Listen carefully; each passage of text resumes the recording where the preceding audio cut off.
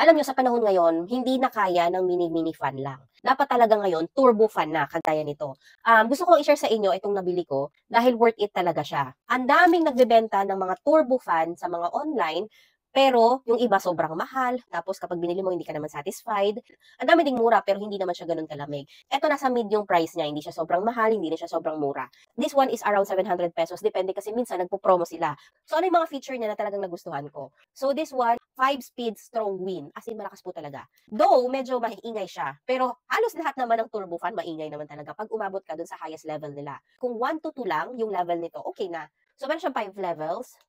1, so this one 2, 3, 4, 5. Malakas na po talaga yung 5 niya. And off. Iba yung hangin na naibibigay niya. Meron din kasi siyang cooling effect. 1 or 2 enough na talaga yon. Pero since buntis si Mami Jack, doble yung init, triple yung init natin sa katawan, umaabot ako hanggang number 3. This item, meron na siyang kasamang lanyard. So, ang kagandahan dito, pwede mo siyang isabit sa ulo mo. Ayan.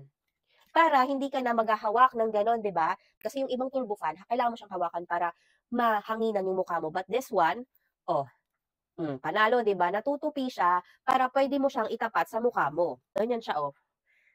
Yan. Tapos, tapat na siya sa mukha mo. Hang mo lang siya dyan, freely ka ng mahahanginan. Siyempre, since natutupi siya, pwede mo rin siyang ilagay sa table mo, pag ganyan, tapos itapat mo sa mukha mo. Ayan. Depende kung ano yung anggulo na gusto mo. Ang liit niya, oh. 'Di ba? Ganyan lang siya. Malaki pa yung kamay ko.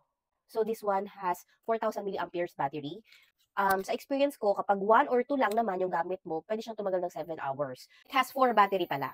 So kapag 5 yung pinili mo, in 1 hour, nababawasan na yung battery lifespan niya. So okay na din kasi you can use it up to 4 hours. So this one comes with a pink color, purple, black, and white. And in fairness sa design niya, ang ganda ng combination nitong parang bronze and black. Ang lakas makasosyal. Then ito yung logo niya na Aura Share. At least 'di ba nakahanap tayo ng hindi ganoon kamahalan, pero in fairness naman maipaglalaban ka sa lakas. Kaya gustong-gusto ko talaga i-share sa inyo kasi worth it siya bilhin.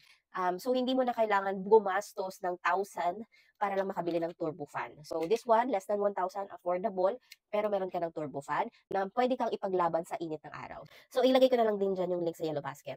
O ayan, check out nyo na.